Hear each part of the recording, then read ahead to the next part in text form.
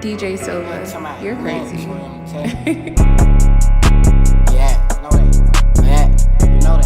You're tuning in to the greatest podcast out of Atlanta. Today we got a very special guest. Your boy Le.Vieux in that bit, man. I got my boy NDOD with me in the cut. Up and coming, right? Hell yeah. Boy, the hardest in the city for real. No cap. Yeah. For the people that don't know, where you from? Shit. I'm originally I was born in New Jersey. But like I moved to the south side when I was like 12 type shit. And then like after high school, I just been in the city and shit. What school you went to? Shit, I went to Whitewater. Cause I stay on the county line of Clayco and goddamn Fayetteville. So I got to go to Whitewater. Oh, you got the experience, all types of goddamn race over there. But like all the time, like I be in Clayco when I'm be outside of school because I was like skating and shit. Like that's where we was really kicking and shit. Oh yeah, you said you be skating and shit, right? You still be skating? Shit, not really no more. I got something wrong with my shoulder. It just been dislocated. You fucked it up skating? Yeah, in what year was that? 2013. I had dislocated it from skating, and then ever since then it's just been popping out more and more, like easier. Like even if it's like some bullshit, like, you know what I'm saying? Like, I'm gonna have to get you a robot arm or some shit. Okay. Nah, doctor say I need surgery for sure. Like, you gotta get that. When I get surgery, I'm definitely gonna get back on it because a nigga skate. Nah, I wouldn't even get on it, boy. Fuck that. You might fuck it up again. Fuck you, man. That skating shit, something serious, bro. A nigga skate for real, bro. Hell yeah. I don't want to be one of the. I used to skate ass niggas. Yeah. Well, see, when you stop skating, they been built the fucking.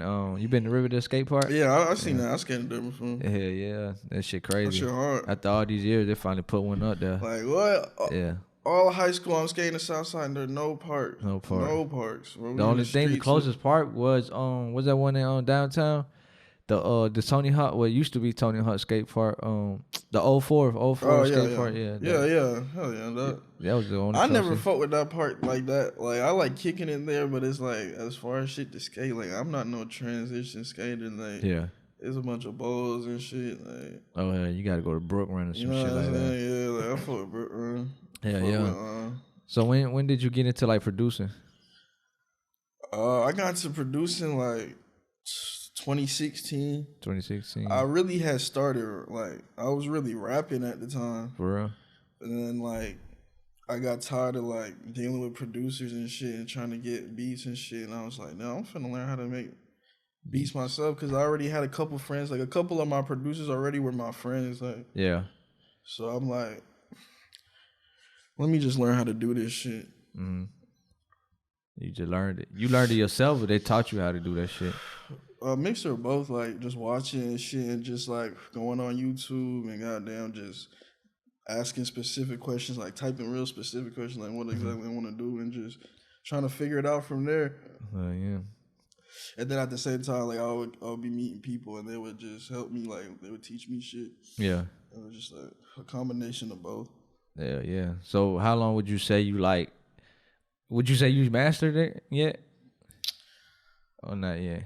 Are you still learning? I mean, I feel like I'm still learning because it's like, even like when you can learn shit from the newer producers coming out, like who are just trying random shit and it might just resonate like with you. Like you can still, like I'm still learning, but I feel like I mastered my sound. Like I have my sound, but like as far as like I'm still learning how to like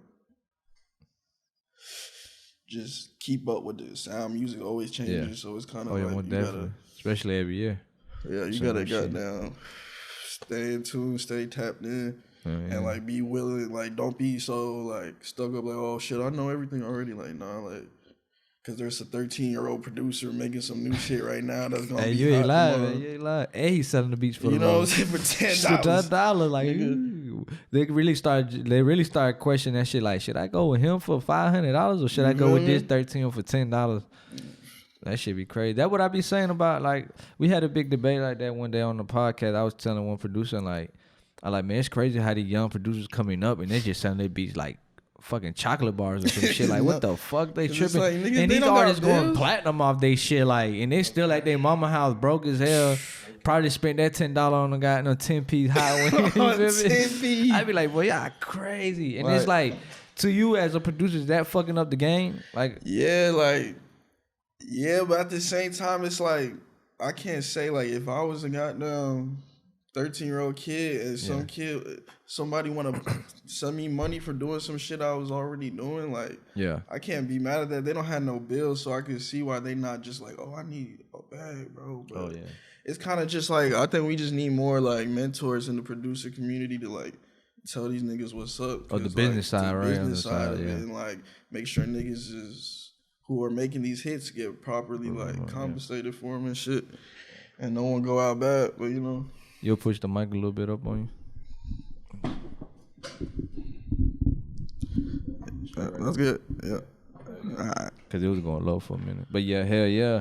A lot of people say they don't like that shit. Like, you know, these young producers don't know what they're doing. And it's like, I ain't going to say still in front of them, but it's just like, because you can't lie. Some of these 13, 12-year-olds, they going crazy. They're going stupid. What's his name? The one with Baby Santana. What's his name? I forgot what's his name.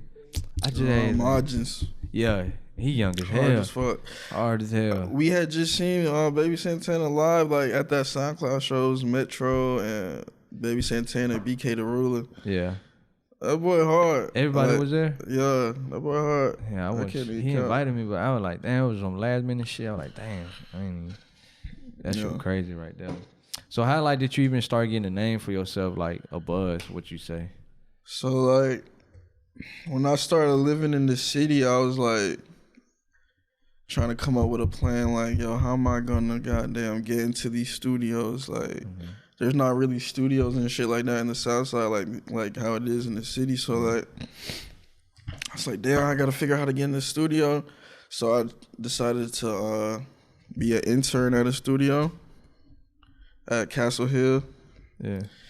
And then, like, from there, like, my first day interning was crazy. Like, Gunna, goddamn Pablo Juan, and goddamn Drug Rich Peso. Like, that was like the first session I ever seen intern at the studio. And like, niggas let me sit in the session and everything just cause I was cool and shit. And I'm like, damn, like, I ain't know who Gunna was. This was like late 2017, early 2018. Like, none of these niggas was big how they became yet. And I'm just watching this shit like, because their engineer was like teaching me how to engineer and shit. Yeah. Was it goddamn, it was a white dude? Yeah. What's his name? Diego. Damn, I think I know what you're talking about. That shit crazy. Yeah, so I'm seeing the game, how it worked. And that's how I started like, oh shit, like, this is how a real session is, like, seeing how niggas move. So I was like, that made me want to learn how to engineer, because I'm like, I got the beats. I could just fucking sit here and make these songs with these niggas right here. Like, this shit hard. Yeah. So, like, from doing that, I started, like, working with Drug Rich and shit, like, Peso and Scarfo, rest in peace. Rest in peace, hey, Scarfo. Like, they was all fucking with my beats, and they were just fucking with me. Like, I would just be in the session and shit. I still do my little intern shit, and then come in there, goddamn, play some beats. They want to hear my shit. Oh, that's crazy right there. So they're basically being an intern really helped you out in the long run. Yeah. And then from there, like, I had got fired. From the studio? Yeah, I got fired, but it was like, I still to this day I didn't do shit like now I see bruh. Now when I see bruh, he like, oh, it was your time to spread your wings. But like at that time, like I was like, damn, what the fuck? I didn't know what I was finna do. Damn, he told you like that. Oh God, like nigga, like, cause I would be there so much that they would be like, all right, we'll give you we'll give you like $50 here and there, you know what I'm saying? Because I would take extra shifts. Like that's how much I wanted to like be in the studio and shit. You start living in that shit. Oh God. Yeah. And then like a nigga was giving me a little paycheck, and he was like, all right, you signed it. Then he's like, we won't be needing you here anymore. And I was like, oh shit. Yeah. But I already had made so many connections from that shit that like a week later, some nigga told me to pull up to the studio. Yeah. And it was Loud House, Buckhead. Oh yeah, I know what that was. And it was like right before. It was like right when they opened. It was right before they really popped. So like, I got in there. Got now. So you started interning there? I started engineering there because I came in that bitch like with a session, so niggas knew I knew how to like do this shit. So I started engineering there, and then just working my name up, getting little placements here and there and shit. And then that studio blew up. It's like that's even where I met like Tragic and shit. Like overall, that boy Tragic. Like he was an intern there too. So like I built a little network from there, and I just kept building my network, like moving from different studios and shit like that. Hell yeah! So you did damn. I heard a lot of people do interns and shit like that, but it's up to you though. Like you can't just be an intern. Like I know a lot of niggas who I intern with that ain't doing shit because it's like you gotta have that drive. You gotta have something that separates you from the next nigga. Dang, not even that. You gotta learn work for free too. Yeah. Like you said, you did it for a minute before he even started. Give you a little. You know what I'm saying? They were like, damn, they got to the point like, damn, we gotta break this nigga off. Like you hear so much, like too much. You got a little $50 get your son to eat some shit. Yeah, that shit crazy. Have you got a plaque yet? Nah, I ain't got a plaque yet, but shit coming. Like that's a go. Shit coming for sure. I'm working with all the hard new niggas in the city, like all the young niggas coming up and really like changing the direction of like the music that the city's going with. You know what I'm saying? Who would you say, like, would you name some of these artists that you've been working with that you feel like they're finna blow in the next year or two? Yeah, for sure. Daryl the GOAT, for sure. He from Griffin. And Metro Mars. My boy NDOD. Nigga the hardest in the city. No cap. Oh, you say you from the South too? Nah, I'm from A. Oh, hey. And Trap Go Crazy. Yeah. Nigga hard. Who else? Goddamn. From the city. Ye, like niggas is still catching up to the old shit me and Ye did. Like Oh, hold on. You produced some of his old shit? Yeah, I did all that whole tape. His last two tapes. That's like, crazy. Yeah, that shit. Carti got on that shit. Like Carti got on that shit, nigga. Like, and if y'all niggas want that to drop, tell Carti to drop that shit. Don't tell Ye. Like, so he got a lot of unreleased shit with Carti. We got one song. I don't know what they all got, but we got the song Yet. Yeah. Carti got on that shit. Like, so y'all haven't dropped that shit? What? Ye said tell Carti to drop it, man. That's all I gotta say. That's crazy. But the snippets is out like every couple of months. I'll have a new Carti page tag me in the snippet and shit. How the hell the snippet get out there? I guess it's Ye just listen to it on live and shit. Damn, it's crazy to me. Like, I ain't gonna lie, Carti be showing love to hella East Atlanta artists. He plugged in out there. He got a little DTE too. Like he be showing, he got him on his album and shit. That was like, damn, Carti plugged in out there on the East Side, man. He fucking with all the East Side artists. But yeah, I ain't know they had music together with Ye. Yeah, no, working with Ye like low key like put a lot of like eyes on me and shit. That's like he evolved too, huh? He going crazy. Fuck with that boy. Yeah. I forgot which one is it, Ye or Mute Baby, the one that got a lot of Pierre on beats. Ye. Yeah. That man, I remember he said like he was showing me that shit, man. I was like, bro, you like basically the next Carti. Cause that's how Pierre was fucking with Carti. He was sending him crazy at like, bro, he got some rare ass beats on that shit though. I like, damn. Yeah. Game be having some hard ass beat. I fuck with Ye. Yeah. And like shit. It feel good to be like, oh, his only producers is like Pierre and me, like that, like and that made me feel like, okay, I'm doing some shit, cause that boy hard and he has a sound that he's going for, so it was like, oh, he fuck with me and Pierre, like that's different, like you know what I'm saying, like Pierre hard, Pierre one of my favorite producers and shit, but like, hell yeah, like. So right now, who you like working with right now? Shit, like pretty much everyone I just named, like Daryl the GOAT, Metro. We work on his project. Should be Metro or Daryl? Daryl. It should be coming out like the end of this month. For real. Like I know he's been having like kind of like complications with his like label, well, not label, but his like his situation. Yeah. But project still coming out. Then I got shit with we working on Metro's second album as well, or his second project. Yeah. And then my boy NDO, we working all the time. We really dropping singles right now, just going crazy, building up this fan base. Yeah. Like, this shit, like, nigga really hard for real, like. And I'm working on Trap's new project, Trap Go Crazy. Mm-hmm. Like, he's coming with a different sound that he's been, like, used to, like, you know what I'm saying? So I've been working with him, like, hands-on, recording it and everything, like, too, so... Cause a lot of these new niggas just start out from recording themselves and shit, in their house and like, so it's like little simple shit, little simple setup. I like bringing niggas to studios and like goddamn, really try, like working with them and help develop their sound.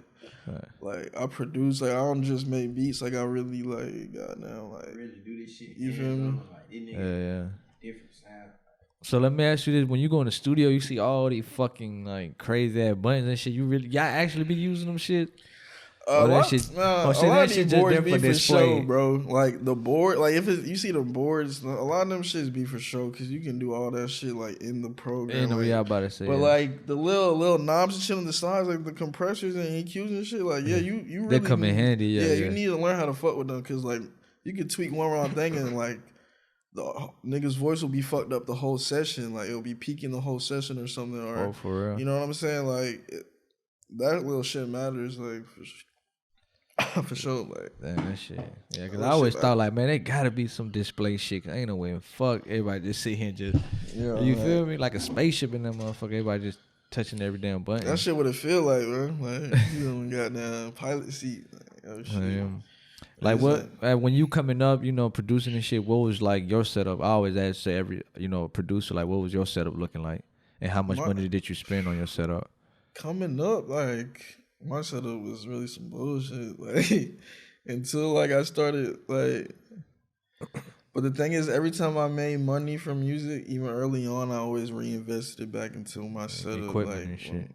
Cause I knew like what the fuck else I'm finna do with it. Like you know what I'm saying? But like when I first started, I had some bullshit windows and like some bullshit speaker, like your parent speakers you took from the garage or some shit. The Windows speaker. And you know what I'm saying? You bought a little mic. You know what I'm saying? I was recording niggas on a blue snowball like back in the day. And goddamn, like shit, you made it work though. Shit, made that shit work. But it's like. My setup now, I got MacBook loaded up, got some Yamahas. Let me ask you this: why the MacBook though? Just cause like when I started getting is it a trendy thing happening like a hype beast, like having that MacBook? I don't know, cause I feel like it just flow better. Cause I'm like now that cause I was still Windows for a minute, like, but like, the more studios I got in, I'm like, I'm using a Mac all the time. Yeah. So it's like, what the fuck? Let me get a Mac. Once they put FL on the Mac, I'm like, I don't got no reason to have a Windows for real. It's like, I've been seeing a lot of people been building their own laptops. Yeah. And they been going crazy with it. Cause like, with like MacBooks, you can't physically like tear that shit apart and put new RAM and shit like that. You have to wait till next year they drop a new fucking laptop. And why these built on laptops, you could just like take it apart, add a new RAM, some go bad, you switch it out and a lot of niggas go crazy with like the gaming setups and shit like that. But I just bought my laptop fully loaded up from this nigga Maul. Like he be working in a little studio, like loading up studios and shit. I met him at Loud House and like how much he charge you for load your shit up? I bought the whole thing, like the computer and everything, so I spent like a band. Oh, band. Hey man, y'all want something loaded up? I can goddamn. Hey, that's the right price though, cause I done heard some people charge like $253 for like FL and Pro Tools and all that shit, like crack programs and shit like that. So shit, I do that shit too. Like I load people's computers up too, so it's like Oh, you learn how to do that shit yourself. So it's like that's some side money, right? You know what I'm saying? You got as a producer. Another thing, like you got to figure out any type of source of income you can get, like because as you're waiting between checks like you get from projects, you can't like unless you just fucking go on platinum every time. You know what I'm saying? Like you gotta make it work. You know what I'm saying? Like, but it's definitely possible. Like I've been living off of music since like 2018. 2018. Yeah. Like, I'm about to ask you like how long usually like them fucking checks be coming from the label? They take a good minute. Yeah, I mean it can take a minute, but it's like a nigga like me, like I'm like, bro, I'll be on their ass, like for real. Like I feel like you have to be like that, or it's just. But they gonna forget about you. Yeah, you're just gonna be another bill in their system. Like they don't, especially if you don't know, they don't know you personally. Like I'll call people who are directly in like the finance office and talk to them and tell them my name so they remember me and like, you know what I'm saying, like. Next time I send no checks out. You know what I'm saying? Like, no cap. Like, that's no cap at all. Yeah. But, yeah, like, I just, like, we all come in the game knowing they be trying to fuck over producers. So, I don't know, like, producers need to stop coming in this shit, like, timid. Like, it's okay to, like, be compensated for your work, bro. Like, you know when you're like taxing and when you're being reasonable or like, and everybody's situation different. Like, so I feel like, you know what I'm saying? Yeah. We the heart of this music shit. You know, they're gonna need the music. Mm-hmm. So it's like people just need to come in with the right mindset and the right like business mindset and you know the respect for yourself, the respect to demand what you deserve for your craft, like, you know what I'm saying? Most definitely. Hell yeah. They'll step on you quick. Yeah, like, oh, who's this nigga? What? You just another upcoming you know what I'm saying? Like, we just, that should be crazy. Has there anybody, like, stole, like, one of your beats and, like, claimed it as theirs? Or, like, leaked your beats? Hell no. No. You never had that situation. You gotta. Hell no. Or what about a situation like an artist's music got leaked and they're, like, slick, like I ain't gonna say blame you, but like they're like, you have something to do with it? Nah. You never went through that situation? Hell no. I've had people like try and buy that Carti song from me. They be like, it's an aftermarket of that. You never noticed that shit? It's an aftermarket on Reddit. People be auctioning like his leaked music. They be putting up for sale. They hit me up for like mute, baby, and nigga be like, send me something. Send me some shit you got mute, baby. Send me mute, baby. Like niggas is really some groupies. No, nigga ready to pay for this shit. Like. Yeah. It's a dude on fucking he got I think his shit got disabled his Instagram. I got to look for it. It's Water something. He got all the leak like Carti, Destroy Lonely, like Can Cars and like, and he be dropping that shit on SoundCloud like as playlists and shit. That's what they want to do. Yeah, I told him like, man, come to Break TV, let's do a show, man. We gonna play all that leak shit. That should be going crazy. But it's crazy. Like they put it on SoundCloud, so they not getting money from it. You know. But you gotta think about it. They might, like you said, like they may offer you money, but like, I'm not gonna give it to you, but I put it up on SoundCloud. You just fucking, record on your phone or some shit, But yeah, it's an aftermarket for that Carti shit. I don't see how his shit be getting leaked. Like any really like hard ragers, like not even ragers, like hyper, like what you call it, like rage type of rage, yeah. Nah, hyper brought some other shit. Like what is rage? Yeah, rage music, yeah. Like, they really like we really know how to do that shit for real. Like, yeah. Hell yeah. But hell yeah, what's next for you though? Like what you got in store for us? I know you say you working on a lot of music projects and shit. Hell yeah, really just like shit. Working with NDOD, man, get like really finna take over the city. All the young niggas, like I'm finna get back in the studio with Yae. Like I just talked to them like a week ago. Like whenever you get back in town, we gonna get back in and shit. And like Daryl's project, Metro Mars, goddamn, Trap Go Crazy, working on his next project too. Yeah. Like just staying tapped in with the young niggas, man. Like I got some shit with Metro and Ken Carson. I think that might drop before the project, or I'm not sure, but so you got to get that shit clear, or you could just drop it. I mean, I'm not gonna drop it, but they gonna have to basically like kind of like boost the album up, and like hype it up. I get what you're saying. For sure, like, how does it work? Like as a producer, you working especially with Metro Moore. I think he signed with QC if I'm not mistaken, right? Yep. How does it go? Like you like getting everything clear with your your beats and everything? Cause I done heard a situation when like people make beats, but they be sampling the fuck out of it, and they don't tell that artist or the labels and shit. And boom, like no, that's a good question because it's like now all producers now use loops and shit. Like that shit really do be a hassle. Like having to get in contact with all these loop niggas. Like no disrespect. Like I ain't calling you like loop niggas, but like you might not know the nigga, bro. And then he's like, oh shit, my friend did it with me. And then it's like, oh shit, the kid's 14, and it's like it just be a lot of weird shit. And be like, damn, like bro, like.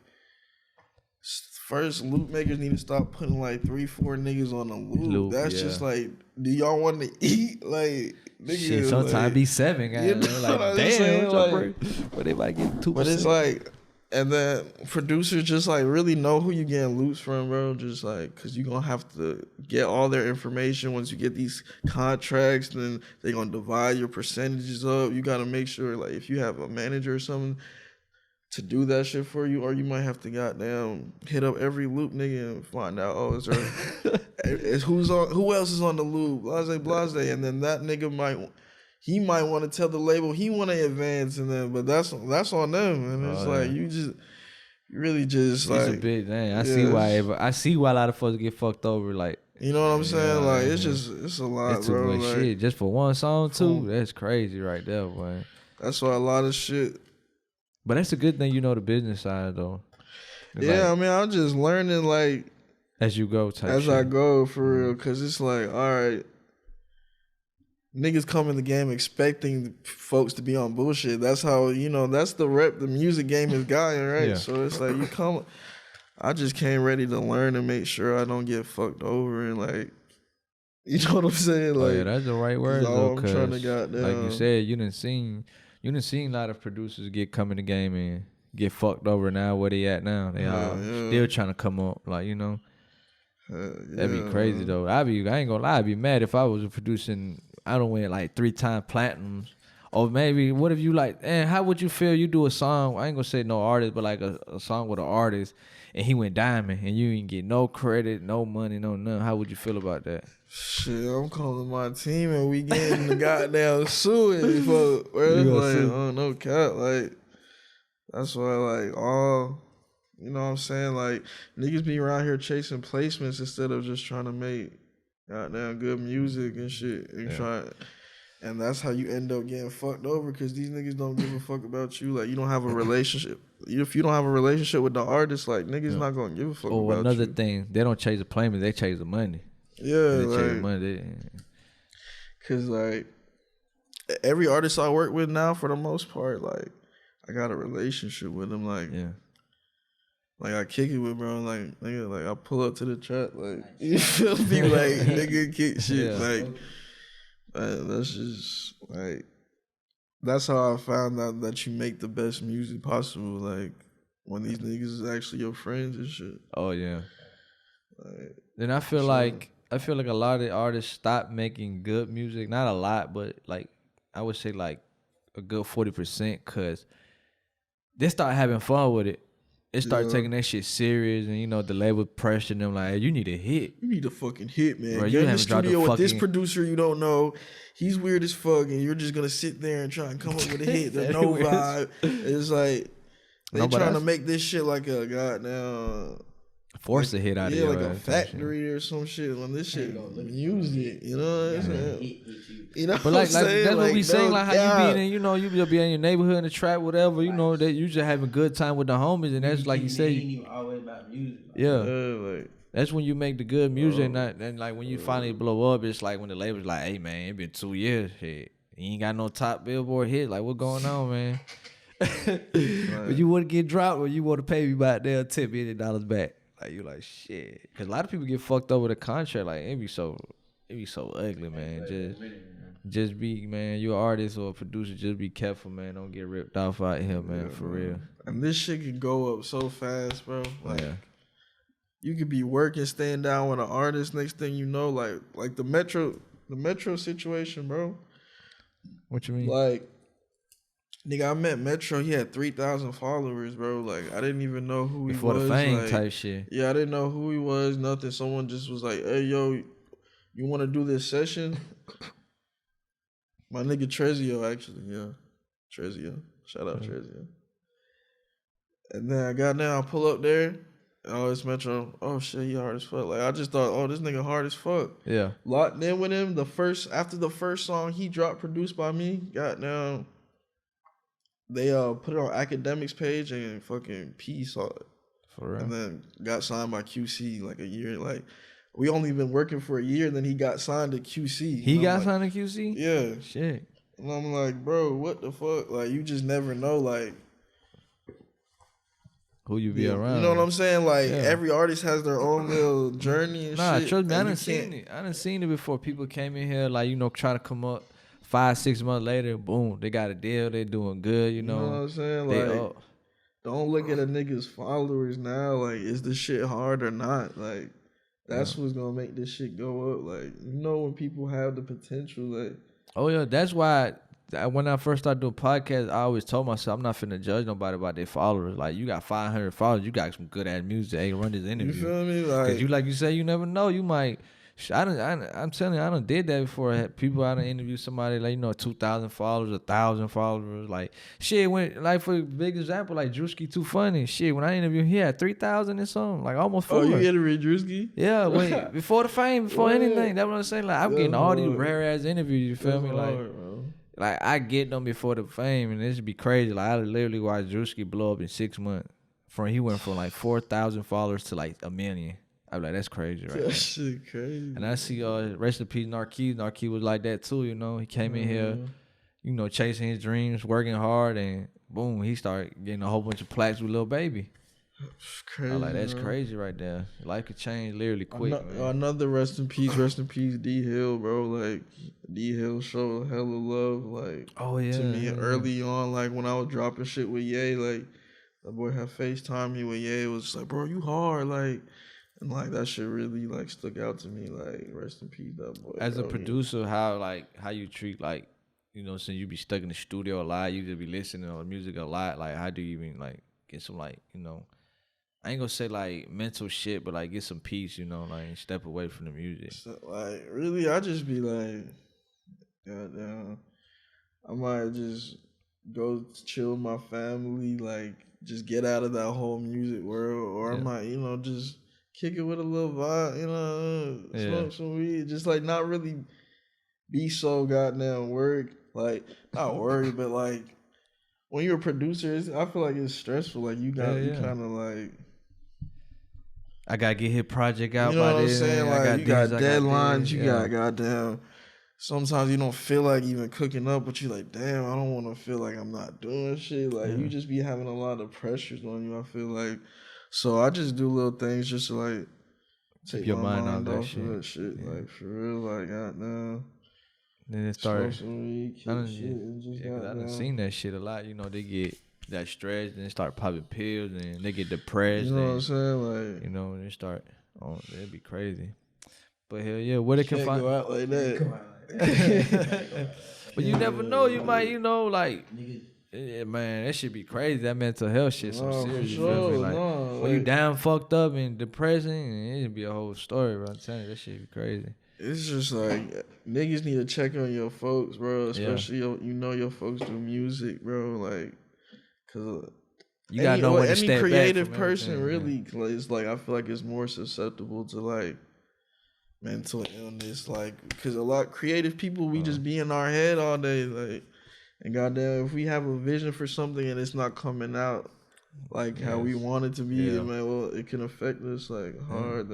That's why it took me a 2-month break. Cause I was like, I got to the point like where I was just thinking like, all right, I gotta do this with this podcast. I gotta go out to these shows. I gotta go out, and I start putting too much in my head. Like that shit was slick, like stressing me now. Like I was thinking about that shit like that. I was like, nah, fuck that. I can't get like that. I sit back like, nigga, if I wanted to be stressed about work, I go work a fucking 9 to 5. Like I doing this shit because I love this shit. Go clock in and make it you know right now. Like, That's the people who's supposed to be stressed. Like, nigga, I make a living off music. Like, really. Would you clock in? I mean, would you work at Mickey D's to promote your beats? Fuck no. Throw a little beat pack in a Happy Meal. I got no. Hey, Nigga hit the block. I don't care, bro. Not in the Happy Meal, man.